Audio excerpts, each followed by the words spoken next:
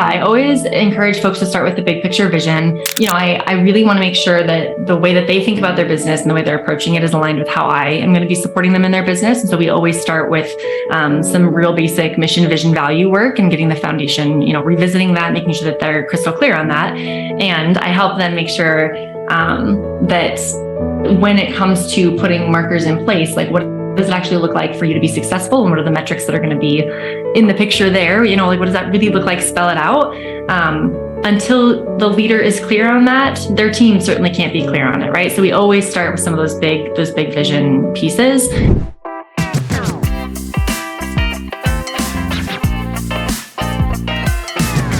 All right. Hello, everybody. Good afternoon. Welcome to Streamline to Scale.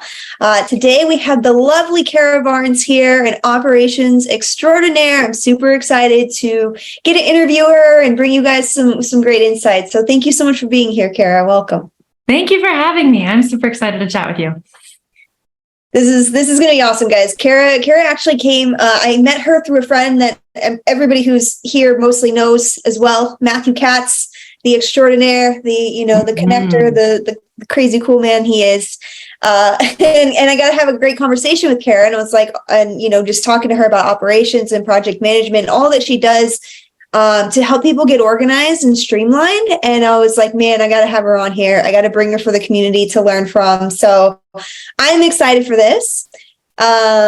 And yeah, just give you guys a quick bio about Kara. So she has met and worked with countless creatives who are chasing their dreams with passion and determination, only to find themselves weighed down by obligations they never possibly could have anticipated. So Kara is a firm believer that there is creative potential in all of us, and she's found her calling in helping speakers optimize their day-to-day operations so that they can realize their authentic vision. A certified director of operations, she has honed her operations skills in a variety of service-based businesses over the last decade. Typical Colorado style, as you know, Matthew Katz. Yeah, right. You can find Kara snowboarding in the winter, which I don't think he does, but that's pretty cool. Or camping and kayaking throughout the summer. And I'm assuming enjoying those beautiful mountain hikes and views out in Colorado. So yeah.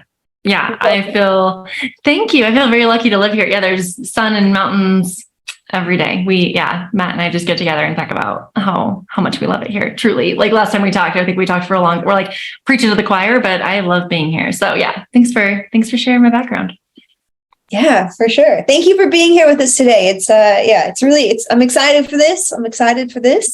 And I'd love to just kind of like jump in and hear a little bit more about your story and journey. Like, you've been doing this a while, but how did you get into ops and what do you love most about it? Yeah. So, I don't want to make sure I disappoint anyone. I'm just looking at Isaac's comment here. So I started on, I know I got a more interesting background. I started in the online business space in marketing. I think like a lot of people who end up in operations do. I early on worked at a virtual assistant firm through college and really loved that. And then as I was there longer, ended up being the go-to marketing person and was enjoying that. But really what I was doing was using marketing as a vehicle and an excuse for me to build systems so that people were doing things consistently and had clear set rules. And it was, more methodical, right? So that when you would show up to do your social media posting, to do your email marketing, whatever you were working on, that is a step-by-step flow that made your life easier, made it crystal clear what was expected from you. And I kind of became a leader on that team and really enjoyed that. And then when I realized over time that what I was really doing was operations, I eventually shifted away from marketing and sold what I eventually, after the VA agency, I launched a marketing agency with a friend of mine, and enjoyed that. Got to do all the system building that one could possibly imagine in a small up and coming marketing agency, and loved that. And then again, I wanted to get away from marketing and really find my zone of genius in the operations piece. So I sold my portion of that agency. They're still doing great.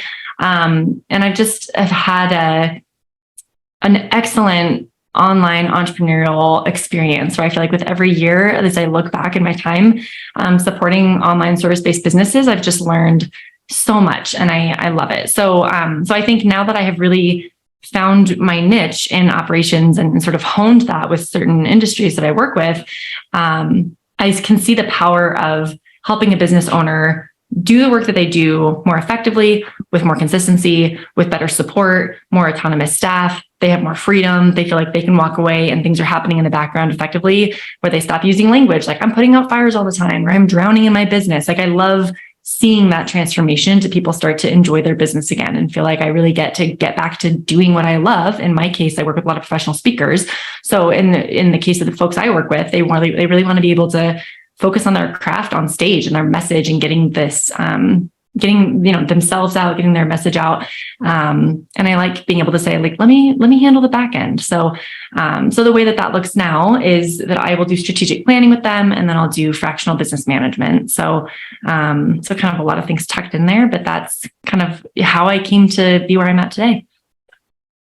I love that. Cause you have like it's a story of a lot of us too, is like we start out with the marketing or an agency or something like that, but then you really kind of find, what part of it you love the most. And right. That organization side is something these, like all creatives need so much. And it's just, you found a really great niche and an ability to help people by doing that. I'm just kind of curious, like, I know in terms of like the organization and everything that you put together for people, and especially the strategic planning, like being able to see that big picture vision for creatives and then put the plan and action in place. Like, what does that journey kind of look like for you? Like, how do you guys kind of start that out, and where do you go next? Yeah. So you're asking, when it comes to operationalizing someone's business, what are the steps that I take to make it happen? Yeah. So, sure. So I always encourage folks to start with the big picture vision. And I'll kind of speak to the behind the scenes here, since I'm, speaking to sort of fellow entrepreneurial freelancing folks, but I think, I really want to make sure that the way that they think about their business and the way they're approaching it is aligned with how I am going to be supporting them in their business. And so we always start with some real basic mission, vision, value work, and getting the foundation, revisiting that, making sure that they're crystal clear on that. And I help them make sure that when it comes to putting markers in place, like what does it actually look like for you to be successful, and what are the metrics that are going to be in the picture there? Like what does that really look like? Spell it out. Until the leader is clear on that, their team certainly can't be clear on it, right? So we always start with some of those big vision pieces. And so much of the time, I mean, people will come to me and say, oh, I don't really need to spend much time there. And then I ask you a couple of questions, and all of a sudden we're deep into making sure that those philosophical pieces are in place, right? So I think, all of us know, like, it's just important to be revisiting that and making sure that that's aligned. So once some of those big picture, the foundational pieces are in place, then we talk more about the metrics for success, like I said. So I'll help people get clear on their 1, 3, 10-year goals. For folks who are familiar with EOS, I'm often helping people who like the EOS format, the entrepreneurial operating system. I'll help them walk through their VTO, which is that same thing, right? The big picture goals and vision for the future. And then once those things are in place, we break it down by quarter. And that's the strategic mapping that if you're familiar with Natalie Gingrich, I am licensed to do strategic mapping through her program. And that's essentially helping people get clear on, I've got this big picture vision. That's all fine and dandy. What actually do I need to be doing with my time today to make it happen? So I will break it down by quarter, make sure that's feeling sensible. And then the last piece is the momentum piece. So what do you need to do to bring this to life? How do we make sure that this isn't something you did 6 months ago and it kind of fell off and you stumble upon it in your drive later on? So I help people oftentimes implement project management systems. I will coach their team on how to be stronger leaders in the business and more entrepreneurially minded as support staff, so that they can more effectively support the leader. That momentum can look a lot of different ways, and I really base it on the gaps in the business. So that's a piece of it that will often look different. But my kind of tool of choice is Asana, and I'll help people understand how to implement Asana and really start to get momentum with it and help their team increase accountability, improve their channels of communication. And all of that is extremely satisfying to see the evolution. It really is. It really is. And being able to especially for a visionary, being able to talk about that big picture, but then have a clear plan and quarterly, action steps and goals and all these pieces. But then for you to actually for you to put in a project management system like Asana, which is one of my favorites because it's not as colorful and all over the place. It's very straightforward and easy for anybody to use. Yep. It's really good. And you map it all out for them. It's like you hand them like, a year's worth of your vision and how to get there. Yeah. Just in this beautiful little bow. So like, getting the team on board and everything like that. Have you ever had kind of struggles getting the rest of the team on board and keeping them accountable, or what's that been like? Because remote teams. Such a good question. Yeah, sure. Such a great question. So, I do speak a lot about accountability. I think at the end of the day, documenting processes requires you to get crystal clear on expectations, right? And so people who are used to functioning in more of a smushy gray area retainer contracted model, like a lot of us who, do this kind of work, it can be a struggle to get accustomed to having so much clarity and parameters around how much time are you spending on the various initiatives in the companies that you're working with. So it is an adjustment for people. And because I speak so much on accountability, I've had people say like, well, don't you get a lot of pushback from people who like the way things are and it's working for them and they want to be able to sort of function in their little sliver, and they're, continue to put it through their systems at work. What is so interesting, because I was worried about that too. What's been interesting is that it's the opposite. People are so relieved that I'm there.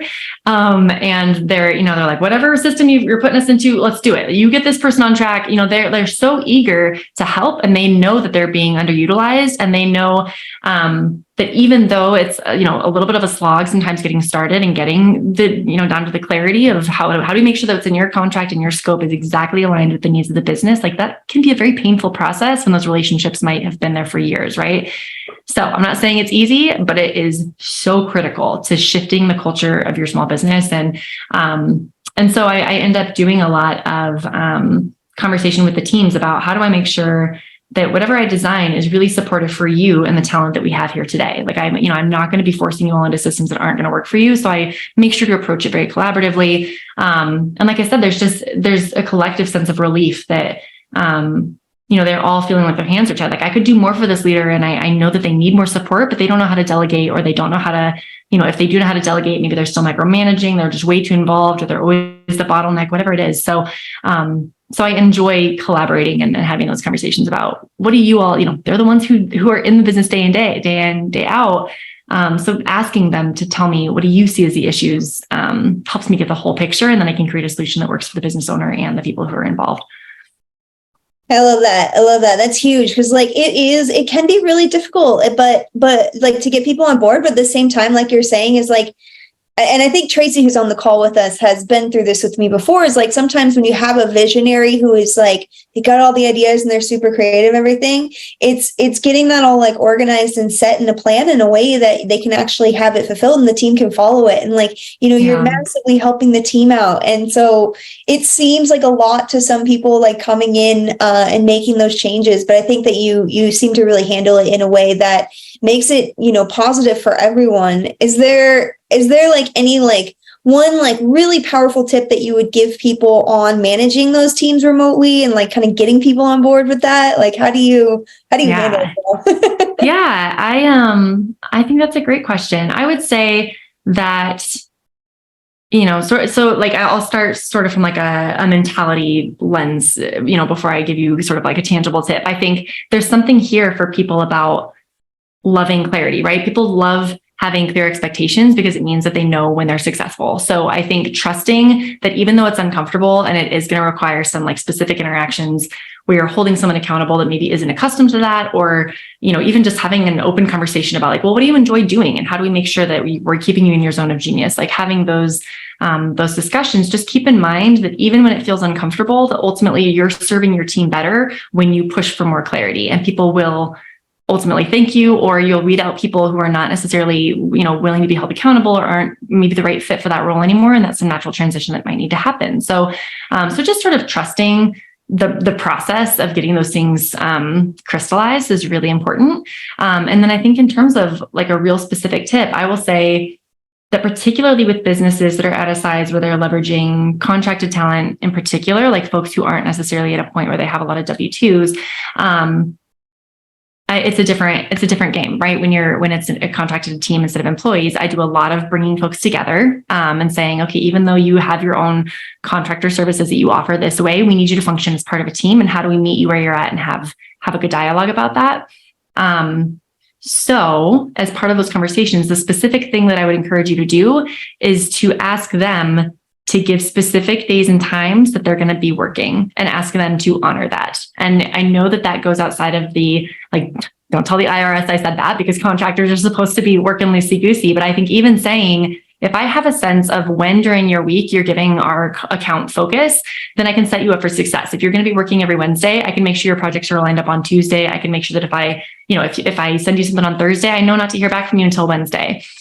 So pushing for that level of clarity with people, I think, can be really, really positive, because it both gives the business a way to leverage that talent more effectively. And what I would encourage you to say to the folks on your team and to help people realize is that it also frees them up, so that they're not always on call in this gray area space. I get an email Friday at 4. Do I need to respond to that? What are the expectations there? Right. So again, just crystallizing expectations for everybody involved, I think, can only serve people. And sitting through the pain of that process. You can give me a call. We can vent about it. I can give you as much, support, because it is hard. And I'm in the middle of it right now with some clients. And so I feel like, I'm making it sound like, oh, just do this. And, it's just a matter of quick protocol. It's not. It's personal dynamics all up in it. So yeah, it's a lot. I'm glad we're talking about it.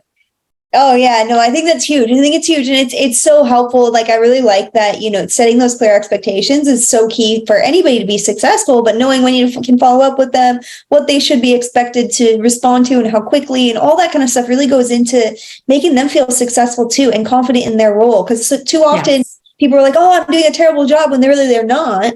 Or, right. They're not doing, either way, like, it's just making sure that they feel good about it. And I think with business owners, like, getting them to that point too, and that team, like, it takes a lot of trust. You have to be able to, like, be in there and really be that authority person as well. So, getting in there and how, and getting to that point with people is also, accomplishment and a win too. So yeah, absolutely. And any amount of getting rid of the assumptions in the relationship, right? Like, how do you expect me to show up, and how, I think that those things get glossed over in this space of online work and in this space of contracted work. I think people sort of don't take as much ownership in the relationship on both sides. I've seen that play out in different ways. So I think the more you can push for clarity and getting rid of assumptions about that relationship and the outputs is huge.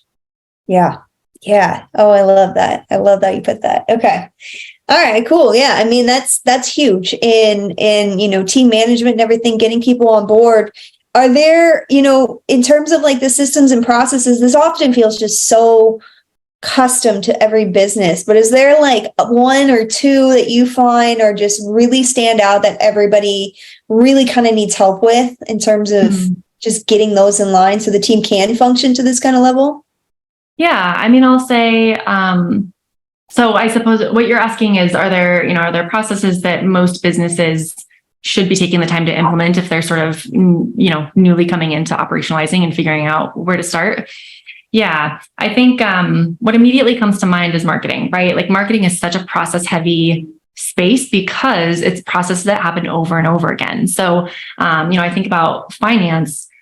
Those things happen a lot, but for most businesses the size that I work with anyway, and I know there's a little bit of variety in who's in here, but for a lot of small businesses, they've only got one or two people really touching those financial processes. So you don't need to build a whole chunky system around it. With marketing, in addition to those things happening over and over, you might have a web designer and a copywriter and a graphic designer and a social media manager and a strategist and a brand, implementer. All of these people involved who really need to be in sync, videographer, photographer. There's so many aspects of marketing for folks who are really committed to doing a great job with it. That prioritizing those processes is not only going to give you a better output for the talent that you're investing in, but it's also going to retain your team, and they're going to feel appreciated and valued because you've given them clear expectations for where their piece of it starts and stops. And then, you're more likely to avoid scope creep and frustrations about, like, okay, well, I was supposed to just do this piece, but now, because that person left, now I'm picking up this and that.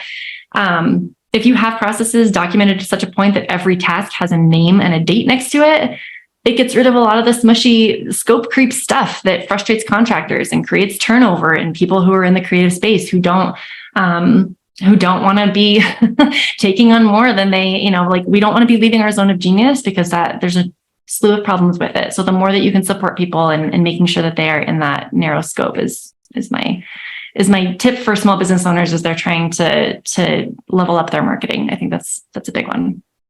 I think that's huge.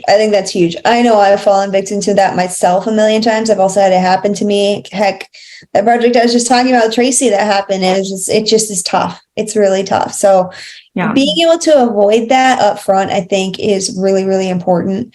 And putting in those, processes in place, that clarity, the expectations, not allowing scope creep. Like we all need to be really aware of that. Because it's not like anybody goes into it like trying to not value and appreciate your time. Like it's just a process. Right. So yeah. And I think that if leaders see you showing up and saying, I saw that this didn't go smoothly this time. How can we make sure that we never come back here to this problem again? What documentation, what system in your business, or what expectation do we need to shift to make sure that anybody involved knows crystal clear what needs to happen in the future so we don't have this same frustration again? Because I think that's one of the big things with leaders is that they don't necessarily have the natural scalability, bandwidth, what have you, to take that step and say, they're just putting out the fire, getting it done. They're just focused on the right now. So if you as the person a little bit more removed can say, I want to make sure this goes better for you in the future, that's a huge trust builder, when we talk about earning the team's trust to be more autonomous. So, yeah. Oh, absolutely. Absolutely. I love that. That's awesome. Okay. Yeah. And earning the trust like that and everything, like, you want to be able to help people. And that's what you really are setting out to do.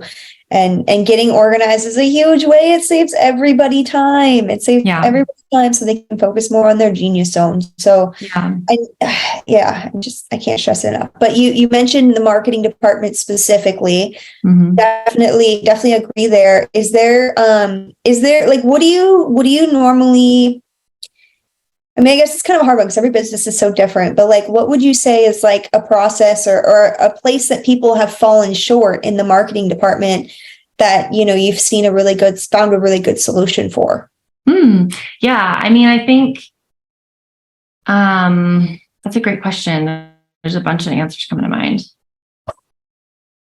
I will say that, in terms of the businesses and determining what they need, I think start by looking at the snags, right? So like, are you constantly getting the newsletter out later than you want to? Is the blog always being finalized by someone at 2:00 a.m, right? Are you wishing, that you do a podcast and then you feel like, oh, we never really leveraged the once it was published, nobody really did anything with it. Or that was a big relationship opportunity that I never followed up with that podcast or whatever. So as you're noticing the things that aren't working, starting to build systems there, I think is huge because I think it is going to be a reflection of your strategy. So for example, people who do a lot with podcasting, I think they know kind of in their head, step by step, what needs to happen to get it published and have it be promoted and do a great job with it. But if that doesn't live anywhere, then it's going to continue to land on them, whoever has it in their head, right? So until you write out what needs to happen, not only are you likely to miss things, it's going to be inconsistent from time to time. It's going to be less delegatable.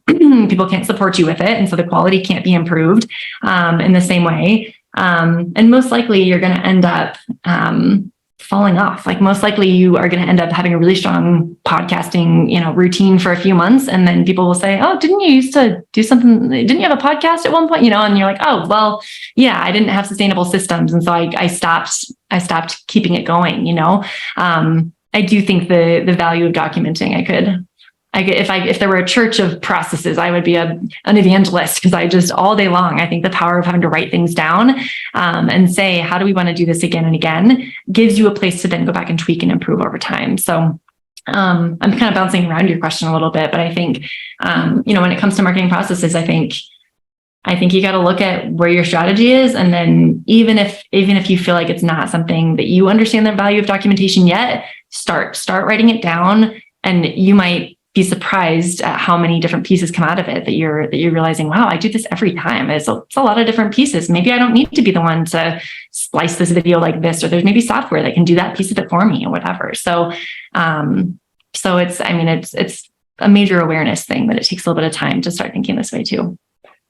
Oh, it does. It does. I think. Yeah. Oh my gosh. Yeah. Letting go of the control of that. Cause it's also like getting it ready so that somebody else on your team can take over so they can do it. And like, any little thing like that, the podcast, anything that you're doing on a regular basis, anything you do more than once. I don't like doing things more than like 2 or 3 times. So like, just try to make it a habit of like you're saying, just document it, write down what you're doing, the steps, and then eventually you're able to like train someone else into doing it, Yeah. And for people who, if you just heard her say that process of sort of like what it takes to get documentation down, if you're going, oh my God, who has time for that? I don't want to do that.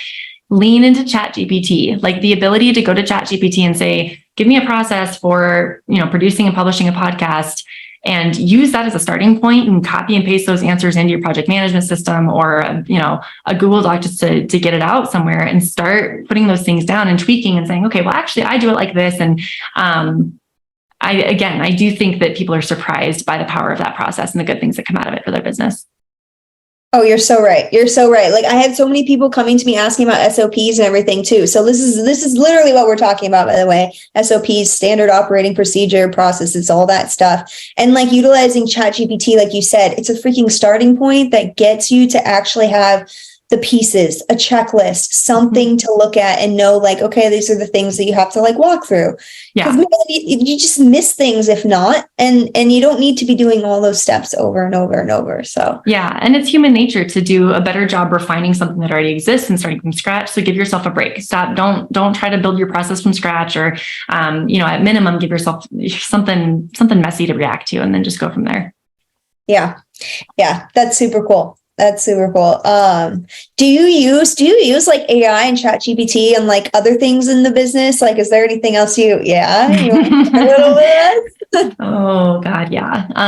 Anything that involves any amount of copywriting or creative development at all includes ChatGPT. So a lot of what I do in the fractional leadership part of my work is giving the leader something to react to, right? So they come to me with a big idea, they're excited about it. And then at the end, they're sort of like, okay, now what do I do with all of this great idea that I have, right? And so, for example, somebody came to me last week with a great idea for a keynote. And they're like, I think this could transform my business. I'm so excited. But then the overwhelm of, okay, well, great, you're booked out for 3 weeks with things to do. Like, when are you going to spend time sitting with the energy of this and write a keynote, right? So I took what they gave me and took the specific language that they use, and I put that into ChatGPT and said, give me a title and description, make it funny, make it, do 3 takeaways for this keynote, and give me just a full document outlining this keynote, so that when the person comes back to it, when they do have time to sit down and look at it, they have all of this good stuff to be able to jump in and say, oh, that's not quite it. But this is, like they can pick up right where they left off. So being able to come up with titles and descriptions for training programs and online courses that you're doing, or any of that, and being able to say, give me five funny variations on it, or give me 5 Halloween themed variations or whatever. I mean, it is just so invaluable. Is this helpful? These granular kinds of examples? Yeah. And then, of course, if you're not using it for social media, use it for your social media. You should never write a social media post ever again. You need to be using ChatGPT for your social media posts and your blog writing. Again, what I always tell people is to use it as a starting point, and then be able to go in with fresh eyes a little bit later and come back to it and infuse it with your brand, your audience, your humanity, and your humor, whatever it is. I think the other big one, we talked about the processes, being able to use that for some of the documentation. But another big one is for emails. So we all spend all day in our email inbox. It's just, it can be exhausting to keep up with it. So I encourage people to give themselves a starting draft of their email. So especially if you've noticed that you're putting an email off a couple of days and it's something you got to get back to eventually, I will copy and paste in the email that I need to get back to, put it in there, say, roughly here's kind of what I want to say back, make it nice, make it professional, whatever the tone is supposed to be. I hit generate, I give myself that draft, put it in my email, and I snooze it for another day. So when I come back to it, I'm coming back with fresh energy. And again, I can jump right in. Oh, that's not quite it. Tweak, tweak, tweak, send. And it is night and day difference. I never let emails go without a response now, because I can always give myself that strong starting point. And I guess I'm curious if that's the kind of stuff you're looking for. Yeah. That's incredibly helpful. I can't tell you, like, man, emails, especially emails and messages. I get like, I just, sometimes they take way more time than they need to. Yeah. And I really like the idea of, like, coming back with like fresh eyes and being able to tweak it and everything like that. But especially I really enjoy, how you utilize it for the courses, the titles, the keynotes, all of that. Like before, like, cause ops stuff, like, our job is to help make it easier for the team, for the client to make it so that these ideas come to light. And so, like, I used to always like write out, this is what the title should be like, tweak it, whatever. These are the things that we want to talk about. These are the key points. Like, and I'd spend a lot of time doing that, knowing that, just using ChatGPT for that, give them a base. Like, it makes such a world of difference of actually seeing something produced, because they look at a blank screen and their brain goes blank. You know what I mean? Like, all of us do that. Yeah, absolutely. And I just think you can start so much messier and let yourself stay in a space. Like, there's a speaker named Amy Clymer who I adore. And she does a lot with effective collaboration and creativity. And she'll talk about how we generate new ideas and think out of the box, and we access creativity in a completely different part of our brain than the part of our brain that analyzes, is this a good idea? And she said, the more that you can encourage people to stay in one space to the other, the better off the ideas are going to be ultimately. I think the Wi-Fi is getting a little funky on us. Oh, I can't hear you now.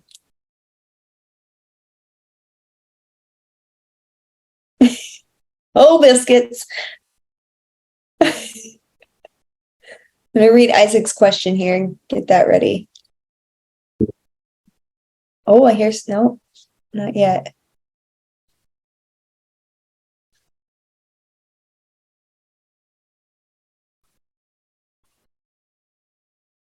I don't know if you use AirPods, but it happens all the time where, like, people's headphones start picking it up while you're on the call, and you can no longer like hear them. You're like yelling, and they're talking to their AirPod that's in the backpack in the back of the room. Oh my gosh, that's the worst. Can you hear me now? Is it better now? Okay. Yes. Well, yeah, we were talking about I don't know, I lost it. And all kinds of good stuff, all kinds of good information. I know what I was going to say. The two parts of your brain. So the idea generating part and the, like, is this idea good analysis part. She encourages us to stay, to design our flow in such a way that we can be in one space or the other. So with ChatGPT, same thing. Like, it's the same concept to me. I'm just letting myself stay more creative and say, give me 10 ideas for this, regenerate, make it funnier, make them shorter, make them longer. Like, I'm just letting myself stay messy. And then again, copy and paste, like, come back to it with fresh eyes later with that analysis part of my brain. And I come up, the things I come up with now are so much stronger. So yeah. Yeah, I love that. Like, so many people are afraid of it, but it's also like, if you use it as a tool to enhance your creativity and, like, focus more on the, bigger picture, the decision analysis, the things that, like, matter in the end, it's a great starting point. It's not a replacement. It's an enhancer of your skills and your. Absolutely. Yeah. And that was me. I avoided it like the plague, especially. I was like, I spend so much time on these operations and process. I'm like, I don't want to have to go redo everything that we've done. But now that's a lot of what I do is I'm auditing people's processes to say, you know what, here's a way you can make this 10 times faster. You can, it's so much more efficient and cheaper, et cetera. And your team is going to be able to spend time on other things. So we're doing a lot of building in AI to operations and processes that exist already. And if you are someone who is resisting it, let's get on a call and I will show you some of the things that I've done, because I think it took me seeing it a couple of times for it to click and go, okay, I can see how this is going to be supportive. And the times when it's not, it made sense. Like, it clicked quickly. So. Yeah. It's a huge difference. It's a great starting point for those processes and everything too. And I know, like, a lot of people are really, like, they're really getting excited about the processes now. They're realizing how much time it can save you and everything too. So writing those SOPs is, handing it off to other people, optimizing through, tech and everything, like you said. So. Yeah. The other thing that I'll mention that I forgot is that I've been using it for proposals and being able to say, this person's looking for this kind of thing. And, I want a full drafted proposal to start from. I mean, it's it allows you, like I said, to be able to put that energy more into the details of personalizing it than like the slogging out a whole first draft. So certainly for that as well. Oh, heck yeah. Heck yeah. I use my proposal templates, but that's a good idea to like, get a little bit more, breadth to it. And well, and it's great for RFPs where you're like, how do I, like, it's like, instead of being able to submit your application, now you're having to do, or submit your resume, you're having to do a whole application with all their custom fields. If an RFP is feeling the same way, that you can say, okay, take their criteria in the RFP, put it into ChatGPT, take everything that I usually put in my proposals, dump it all together, and voila. It's great for those custom pieces. Smart. That is smart. I like it. Using it in all the right ways. It's been fun that I do know that it's going to be something that in particular in operations will be important, just because I'm all about efficiencies. And so it's right up my alley. It's going to be cool. Making us more efficient. Mm-hmm. Isaac here had a question that I missed a minute ago. I just wanted to ask. He said, in a mastermind I'm in, I've heard that a big issue for consultant managers and so on is getting into the business, having the processes and structure, but they can't get traction with the team, or rather the team might pay lip service to it, but not implement them. Yeah. So like we were talking about before, like when people aren't listening and they're not accepting of it. Yeah. I think so much of the time, not always. I mean, there's lots of reasons that you might be struggling to get traction from your team. And, I think talking to an operations person about the kinds of struggles that you're having will help you identify like where's the miss happening. But I do think largely it's because expectations aren't clear, so you can't hold people accountable. If there's any gray area at all, then you're not, as the leader, you're not going to feel as comfortable saying, hey, you said this is going to be done at this time on this day. Just checking in, is there anything I can do to support you? Like there's a way to do it where you're, my friend would call it breezy, where you're able to sort of, see the human aspect. And, it's not about creating black and white, everything is rigid and it has to be done now, but there has to be communication minimum, right? And we have to continue to communicate so we can get to that crystal clarity point. So I'm having a conversation with someone right now who doesn't want to have meetings on the calendar, period. Part of their role is to have, at least a minimum of 3 meetings based on the kinds of things they're supposed to be doing. So I'm trying to set up recurring meetings. And she said, well, I want somebody to just pick up the phone and call me. So in that situation, where it's like, as we're talking, I can tell there's sort of a lot of things here. She's trying to enact her boundaries. We're trying to get clear on what does the business need? Like what do you need to be effective in this role? Is this the right fit? Like there's a lot of things in the mix there. And so the more that I can get clear to see, okay, if ultimately what we need is for this type of call to happen during the week at some point, how do we find a compromise there where, yes, maybe, if she wants it to be more organic and we're picking up a call, that's fine. Then we need to know exactly when you're going to be available to answer that call when we need you, or right. So the more that you can get as clear as possible with the parameters that feel good to everybody involved, then you can actually start to hold someone accountable and say, hey, you said you'd be available 2 to 4. We had somebody call at 3:30. And noticed you weren't available. Do we need to adjust the existing system if that's not feeling realistic or doesn't feel like a good fit for your schedule, right? So hopefully that's helpful to hear like the language I use as well, because I think it's important to respect what works and doesn't work for people. And, I always tell people, if something's not working, stop fighting it, change the system. It doesn't have to be totally sacred. It just has to be sacred enough that you aren't constantly changing it, right? It has to be meaningful enough that you are trying to stick with something at the same time. So expectations are clear among the team. But again, like if you're noticing that people are not following through, you probably need to create more clarity of expectation on the front end. Yeah, I think that's a really good example and way you're, explaining it and the language and everything, like you said, because I'm one of those people where I'm like, oh my gosh, I don't want to have a weekly meeting. I hate having anything on my calendar regularly. I like to have that breathing room.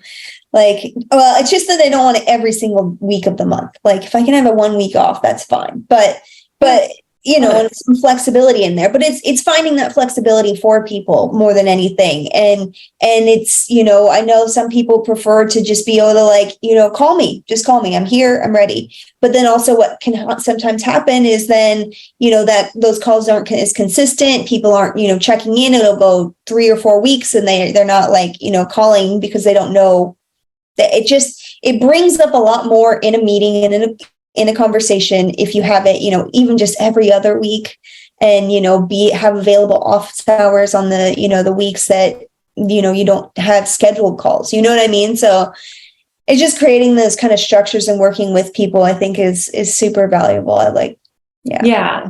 And I think helping people understand the why too, because my goal when I come in and work with a business and a team is to help them achieve more flow, right? Like the reason I don't want, it's not that I have a strong vendetta against people picking up the phone and calling each other. I mean, I kind of do personally. Like I don't, none of us love receiving a phone call where we have to shift gears, but that's the point is like, ideally, if we can get ahead of it, we know that we're going to need to connect at some point. If we strategically put those on the calendar in such a way that allows us to have flow on the other parts of our day, that's a game changer for a lot of small businesses that otherwise feel like, urgent things are mixed in with non-urgent things and everything feels jumbly and they're not, there's not great focus from day to day.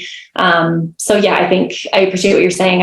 People get nervous when I come in and say that I want to put recurring meetings on the calendar and have it be more consistent, because to them that sounds like more meetings. I'm like, well, if we add up the time spent on these last, the spontaneous calls that happen all the time where everybody's in a panic because you haven't connected in a little while, the trade-off is worth it. So yeah, I feel like I get on my soapbox a little bit when this topic comes up, but I think it's important for people to feel like they have an opportunity to connect, to know that there's a time coming up where I can say what I need to say and get the support I need. Also, I think it's a powerful thing. I totally agree. And on top of that is like that time that they spend on all these side conversations, but also the time re-explaining it, because the whole team wasn't there to like listen to what that decision was. And then one side's doing this and they're going in a completely other direction. The other one's going this way. So yeah, it eliminates a lot of that. Well, and it's, I'm also big on taking notes during meetings. And so if you're always taking calls in the car in between things, or you're only calling because there's an issue with this, then you're never having thoughtful conversation about nitty gritty things versus big picture things. Like, again, like those are different parts of our brain. It's different people who need to be involved in those conversations. And so I'll hold back so we can keep going. But yeah, meetings are powerful. They are powerful when used properly. I love used, yes, responsibly. Agreed. Yes. Yeah. Do not give me a daily meeting. I'm just kidding. Sorry. I know a lot of EOS runs off of that. I know a lot of isn't that like one of their principles? Like a lot of people do is like that daily stand up kind of thing. Yes, I know that there are EOS companies that do that, because I think that's aligned with a lot of the philosophical stuff in EOS. Is like, like they use the word pulse, a meeting pulse. And I think that's good. And then their scorecard is it's all designed to be consistently looking at the same thing. And yeah, that is the idea. I have never implemented a daily meeting. I don't think that's not something I will ever do, I don't think. But, what I will do is I'll say that we're going to do like level 10 is what their meetings are called in EOS. And I'll say, we're going to do a level 10 meeting with marketing. So anybody who touches marketing is on that meeting, and that happens once a month. And then there might be marketing check-ins where it's just between the web designer and the copy designer, copywriter, or different people who need to connect. But we know that we have a standing meeting. So if that web designer or copywriter are talking about something and stumble across something that's like, oh my gosh, this is a huge philosophical thing that we didn't see the same way, I wonder what needs, there's something here that we can't be effective until we understand this bigger picture of the strategy. That's a great conversation to take to that marketing level 10. And then there's committed time to have those strategic conversations about it. So, again, like creating that pulse. And then guess what? If you don't have an agenda, you cancel the meeting, and people love canceling meetings. It's a great feeling to feel like, you know what, we're on a roll. We don't need to meet. Let's keep going. But that's a heck of a lot easier than asking 10 people to schedule last minute because you need everybody to touch base, right? So it gives you a lot more flexibility and ability to make your team effective over time. Yeah. I think I love that. And I love all these details you're sharing. I appreciate it. I'm not going to make us run on super late, I promise. I know I have a couple more, but I want to open this. And if anybody has any questions you want to ask Kara, go ahead and drop them in the chat. And we'll start running through those. I just have a couple more, specific system-y kind of things that I like to ask. So if anybody has anything, we'll just drop them in the chat and we'll jump into those. But yeah, first, before we go into, I guess, while we're waiting to see if anybody pops anything in there, systems and stuff, you talked about how you use Asana a lot and like the marketing departments and everything you put in there. I love that. Is there anything that you like really think people should be aware of when utilizing like Asana and project management, like any key, like important details? Yeah. I think one of the things that I'm often having conversations about early in my process of working with companies is communication protocol. So this goes back to the same thing we've kind of been harking on, is like, how do you set clear expectations so that when there's a question or someone needs support, that there is absolute crystal clarity about the communication channel they use.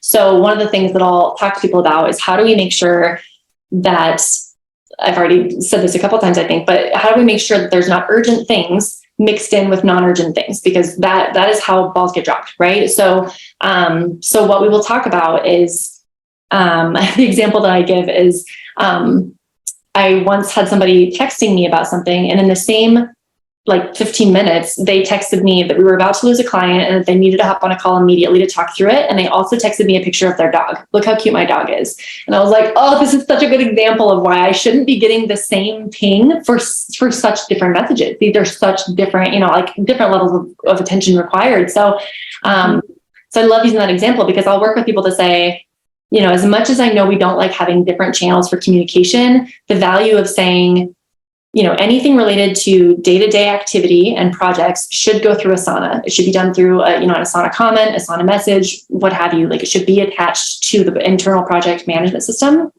If it is, someone's on fire, something's falling apart, we need to hop on a call right now, I need immediate access, or verification codes are a common quick thing, right? I'll say, make it clear to your team where they go. So are you using Slack for that? And that's maybe the only ping that you have turned on is your Slack, right? Or your Google Chat, or come up with what that space is, where when you hear that ping, immediately, that's my business ping for something urgent. I'm going to look at that immediately, no matter what's happening. That's a big one. I never turn that off. And then creating a space for where do you want people to put it if they want to send you a picture of their dog, right? Do you have a Slack channel for that, so that it's not ending up floating in the middle of all your project management things, so that people have a space to create community and have some rapport building? So that's a big one, is in addition to all of the standards of when do you show up, how are you doing the work, what's expected, getting really clear from day one on what you expect for communication, I think just sets everybody up for success. One of the things I'll encourage people to do, especially if they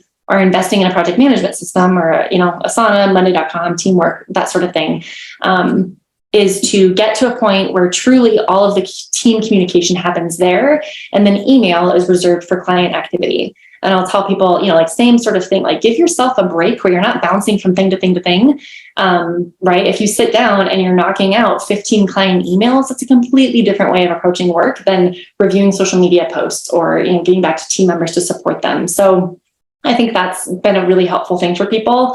And I will say, this is controversial, I think sometimes, but if you are someone who mixes your personal and work emails, I would get in the habit of separating those things out for a variety of reasons. I think ultimately, it all comes back to accessing a state of flow. And if you're having to, if you are finding yourself making a call about your car insurance in between meetings because you had something pop up in the middle of your day, you are robbing yourself of flow and energy in your business that otherwise you could have more strategically said, what time of the week am I going to set time aside for personal chores and look at my personal email to manage those things?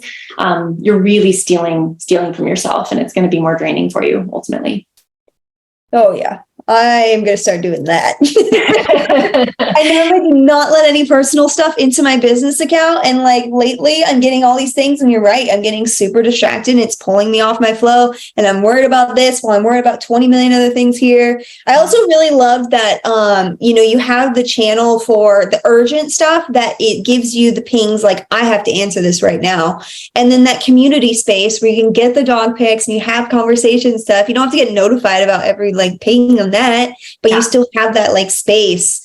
And then the project management stuff, keeping those conversations in there so people are all up to speed on what's going on with that client and that project and that moment. I think that's huge. I think that's huge because people don't realize like the more you're drawn in all, I mean, they realize it, the more you're drawn in all these different spaces. I mean, heck, no wonder we have an ADHD, epidemic going on. And like everybody is friggin' doing 20 million tasks with a million pings in every direction. It's like, Yeah, how do you it's keep up? exhausting. Yeah. And it all makes a difference. Like one of the things I'll do when I start working with leaders, especially if they're feeling overwhelmed, is I'll have them share their screen and we get rid of all the extra things, the extra toolbar, the extra icons, the things in your menu you've never used before. Get rid of all the extra things that are drawing your attention because it drains you all day long, and all the extra pings, all of the unsubscribe from all the emails you're not actually looking at. Like those things matter, and taking the action to thin down what's coming across your radar from day to day is a worthwhile use of your time and energy. One of the things I'll offer for people who are trying to separate their personal and email, or their personal and workout, especially for folks who have multiple clients, if you're not using Chrome profiles, assuming that you're someone who likes the Chrome browser, Chrome profiles is a game changer. You will never have to log in and out of Google accounts again. It's the very best way, I think, for you to get in the habit of setting aside, like, this is all my personal stuff. Literally, if I'm in the middle of a work day and I think of something like, oh, I forgot I'm going to be volunteering for this thing, I need to send an email about that, I have to pull up an entirely different browser and, pull up the email over here. It's a different color, so my brain is able to really easily keep track of what I'm looking at. And then I can start an email draft there and quickly minimize it, get back to what I'm doing. Like, I know I'm going to dump it in that personal world. I'm going to get back to that. Perfect. Like, and if I have to take those actions, it's so much better for my brain than giving myself permission to, like, oh, I'll just, take 20 minutes real quick over here. And suddenly I have no idea what I was just working on. Right. So that's a powerful thing. And if you want help implementing Google Chrome profiles, like, please get in touch. It's kind of a confusing thing at first, but it's worth figuring out.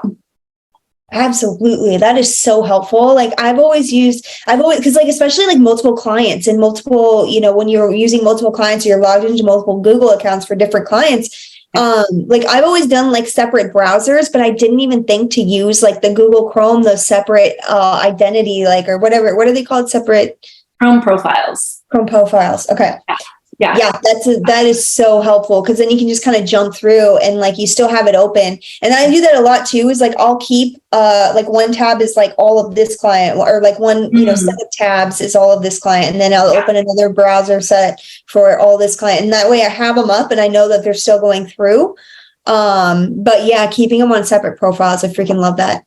I'm gonna do that. Can I give you one more thing? So what you just mentioned with multiple tabs, do you use tab grouping at this point where you make them all a color? No, you can do that?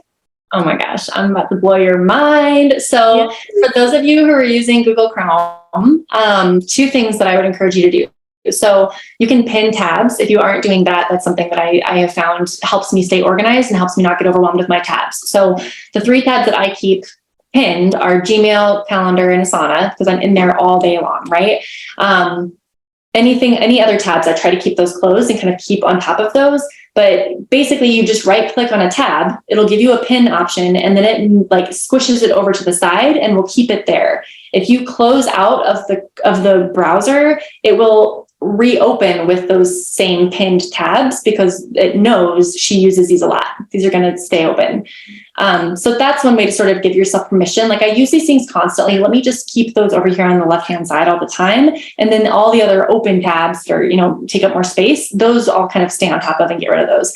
The other thing is that if you right click on a tab and say add tab to group, and if you're not seeing these options, you might need to update your Google Chrome, and it would be worth doing. But there's an option that says add tab to group, and you can create a new group, and and you can color it. I'll name it like based on the client. So if the client is Ashley Simpson, I'll do AS, right? And then give it a color that's related to her branding. And then anything I'm working on, I can add it to that group. And then I can minimize, like, it can be like 7 tabs related to Ashley's account. But if I click the little dot, it goes smush, and it just gets rid of all the craziness, but allows me to keep it all open so that when I'm ready, same thing, right? It keeps me from getting distracted or getting lost as I'm working, clicking into the wrong tab and going, oh, what's that over there? And suddenly I'm off on something else. Keeps all of that focus so that when I'm ready to work on Ashley's account, I get rid of all my other tabs and I open up my 7 red Ashley tabs, and I know, how to work through them. I love that. But if you haven't used this before, it's very satisfying. It's great.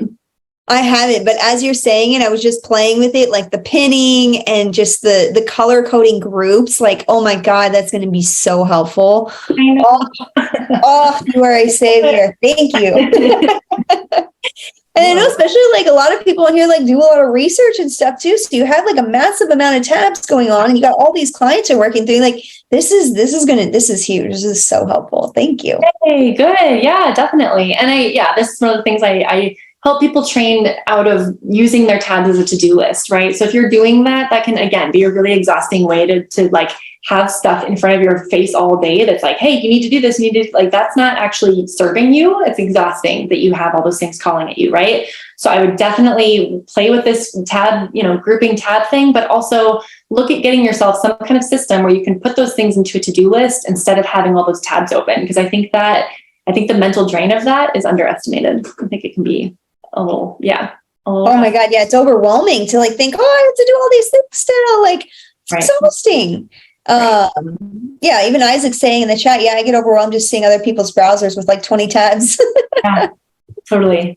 Yeah, that's exactly it. Awesome. Okay. I can't wait to implement this. It's been super helpful. I really appreciate you sharing with us today. Yeah. This has been fantastic.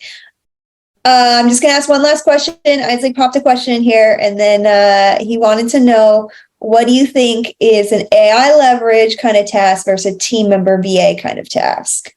Oh, interesting. So the way that, I love this question, the way that I updated an SOP for someone yesterday when we were doing their blog SOP, I changed it so that, previously it was that someone was going to create an outline for the blog, and the leader wanted to approve the outline, and then the blog would get drafted, and then it would be checked by one other person, and then the blog would be finalized. So we had, 4 or 5 tasks related to that.